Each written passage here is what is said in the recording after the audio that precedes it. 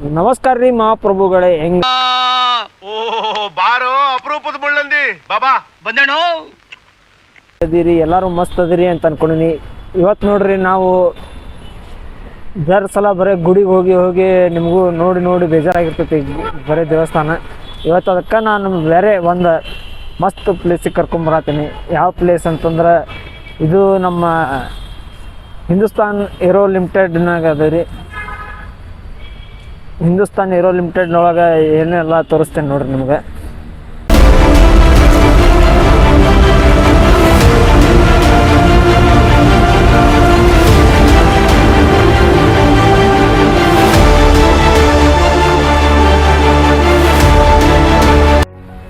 Profiler ಎಲ್ಲ ತೆಗೆದುಬಿಟ್ಟಿದ್ದಾರೆ.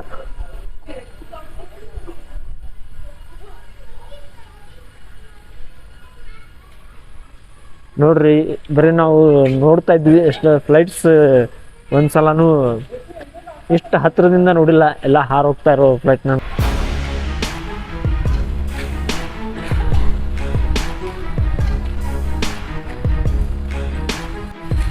ಆಮೇಲೆ ಇಲ್ಲೇನು ನೋಡತ್ತಿರಲ್ಲ, ಇದೆಲ್ಲ ರಡಾರ್ ನಮ್ಮ ಇಂಡಿಯಾದಾಗ ರೆಡಿ ಆಗೋದ್ರಿ. ಬೇರೆ ಕಡೆಯಿಂದ ವಿಮಾನ ತರಿಸಿದ್ರು ಅದಕ್ಕೆ ನಮ್ಮ ರಡಾರ್ ಸಿಸ್ಟಮ್ನ ಹಾಕೋದು. ನಿಮ್ಗೆ ಗೊತ್ತಿರ್ಬೋದು, ಇಲ್ಲೊಂದು ಐತಿ ರಡಾರ್. ನಮ್ಮ ರಡಾರ್ ಸಿಸ್ಟಮ್ನ ಮತ್ತು ಬೇರೆ ಕಡೆ ಎಕ್ಸ್ಪೋಸ್ ಮಾಡ್ತೇವೆ ನಾವು.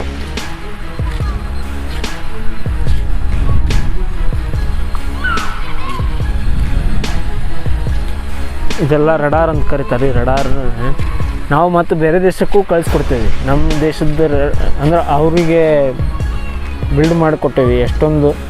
ಯಾಕಂದ್ರೆ ಈ ಶತ್ರು ದೇಶಗಳು ಇರ್ತಾವಲ್ಲ, ಅವಕ್ಕೆ ಮಣ್ಣು ಮುಕ್ಕಿಸ್ಬೇಕಂತಂದ್ರೆ ಇಂಥ ನಮ್ಮಲ್ಲಿ ಇದನ್ನು ಯಾರು ಇರೋಂಗಿಲ್ಲ. ವಿಜ್ಞಾನಿಗಳು ಅಷ್ಟೆಲ್ಲ ಇದನ್ನು ಮಾಡ್ಯಾರ. ಒಮ್ಮೆ ಬರ್ರಿ ಮ್ಯೂಸಿಯಮ್ಗೆ. ಇಲ್ಲೆಲ್ಲ ಹುಡುಗರಿಗೂ ಆಟ ಆಡೋಕ್ಕೆ ನಿಮಗೆ ಇದನ್ನೈತಿ, ಹುಡುಗರಿಗೂ ಐತಿ. ಆಮೇಲೆ ಅವ್ರಿಗೆ ನಮ್ಮ ಇದನ್ನೆಲ್ಲ ತೋರಿಸ್ಬೇಕು, ಏರ್ಕ್ರಾಫ್ಟ್ಸ್ ಎಲ್ಲ, ವಿಮಾನ ಎಲ್ಲನೂ ತೋರಿಸ್ಬೇಕು ಅಂದಾಗ ಅವ್ರಿಗೂ ಒಂದಿಷ್ಟು ಇದನ್ನು ಇರ್ತೈತಿ.